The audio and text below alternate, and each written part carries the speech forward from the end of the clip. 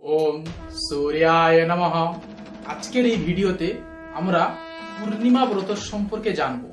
যা কিছু বলবো শাস্ত্র প্রমাণের সঙ্গে বলবো, বিশ্বাস আমার উপর নয়, শাস্ত্রের প্রমাণের উপর রাখবো। প্রথমে বলি, পূর্ণিমা ব্রত খুবই বিশেষ। ধনার্থী, বিদ্যার্থী, সুখার্থী প্রত্যেকের জন্য এটি বিশেষ ফলদায়ী হয়। তিনটি ব্রত গৃহস্থ জীবনে মানুষের অবশ্যই করা উচিত। একটি হচ্ছে একাদশী ব্রত, দ্বিতীয় হচ্ছে পূর্ণিমা ব্রত, তৃতীয় হচ্ছে সোমবার ব্রত। এই পূর্ণিমা ব্রত স্ত্রী, পুরুষ, বিবাহিত, অবিবাহিত সবাই করতে পারবে। কেন এই ব্রত আমরা পালন করব এবং এই ব্রতর কি উপকারিতা আজকের এই ভিডিওতে আমরা পুঙ্খানুপুঙ্খভাবে জানব। প্রথম প্রশ্ন, পূর্ণিমা ব্রত কি? পূর্ণিমা ব্রত সম্পর্কে জানতে হলে প্রথমে আমাদের শাস্ত্রের প্রমাণটি শুনতে হবে।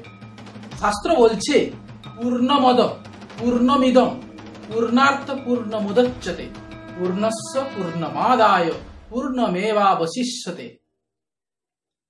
এর অর্থ, পুরো সংসার পরিপূর্ণতাকে প্রাপ্তি করতে চায়, কিন্তু সমস্ত প্রাপ্তির পরেও আমরা অপূর্ণ থেকে যাই, কারণ আমরা পরমাত্মার সঙ্গে মিলন করতে পারি না। সুতরাং এই পূর্ণিমা ব্রত পালনের মাধ্যমে আমরা নিজের জ্ঞান এবং নিজের পূর্ণতা ও পরমাত্মার সঙ্গে যুক্ত হতে পারবো। তাই আমরা পূর্ণিমা ব্রতটি পালন করব। দ্বিতীয় প্রশ্ন, কেন আমরা এই ব্রত পালন করব এবং এর উপকারিতা কি? প্রত্যেক শুক্লপক্ষের শেষ দিনটিকে পূর্ণিমা বলে, কারণ সেই দিন চন্দ্রদেব সম্পূর্ণ আকার ধারণ করেন। তাই চন্দ্রদেবের বিশেষ কৃপা প্রাপ্তির ক্ষেত্রে এই পূর্ণিমা ব্রত পালন করতে হবে। সেই দিন যদি আপনারা পূর্ণিমা ব্রত পালন করেন, যাদের ক্ষেত্রে বিশেষ করে অতিরিক্ত চিন্তা, ডিপ্রেশন, মানসিক টেনশন থাকে, শরীরে রাগ, জেদ প্রবৃত্তি প্রচুর থাকে, তারা এই ব্রত পালন করলে নিজেকে শান্ত করতে পারবেন, কারণ চন্দ্রদেব মনকে নিয়ন্ত্রণ করেন। তাই শাস্ত্র বলছে, চন্দ্রমা মানস জাত চক্ষু সূর্য জায়তে। এমনকি যাদের রাশিচক্রে চন্দ্র দুর্বল অথবা নিচস্থ, তাদেরও উচিত এই পূর্ণিমা ব্রতটি পালন করা, যাতে চন্দ্রদেবের কৃপা তারা প্রাপ্ত করতে পারে। এবার প্রশ্ন হচ্ছে, আপনি যখন প্রথম এই পূর্ণিমা ব্রতটি ধারণ করবেন, সেটা কবে করা উচিত? দেখুন, কার্তিক মাস, বৈশাখ মাস এবং চৈত্র মাস, এই তিনটি মাসের শুক্লপক্ষের পূর্ণিমা তিথিতে আপনি পূর্ণিমা ব্রত পালন শুরু করুন। এবার প্রশ্ন হচ্ছে, এই ব্রত কতদিন পর্যন্ত ধারণ করতে হবে? যদি আপনার শারীরিক অবস্থা এবং আপনার মন চায়, তাহলে আপনি আমরণ অবধি এই ব্রত ধারণ করতে পারবেন। এবার প্রশ্ন হচ্ছে, পূর্ণিমা ব্রত দিন বিশেষ কি করণীয় আছে?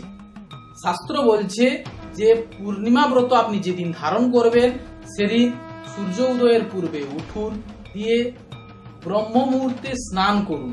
স্নান কাজ শেষ করে সূর্যদেবকে অর্ঘ্য প্রদান করুন। তারপরে শিবালয়ে যান, অবশ্যই শ্বেত বস্ত্র পরিধান করুন।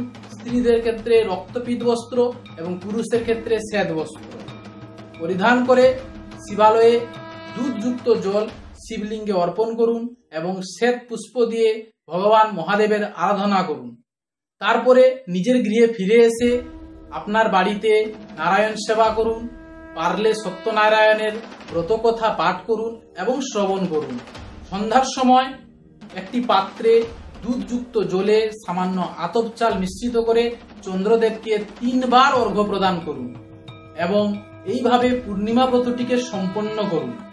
যদি ভিডিওটি ভালো লাগে, অবশ্যই ভিডিওটিকে লাইক করবেন। চ্যানেলটির পাশে থাকার জন্য চ্যানেলটিকে সাবস্ক্রাইব করবেন।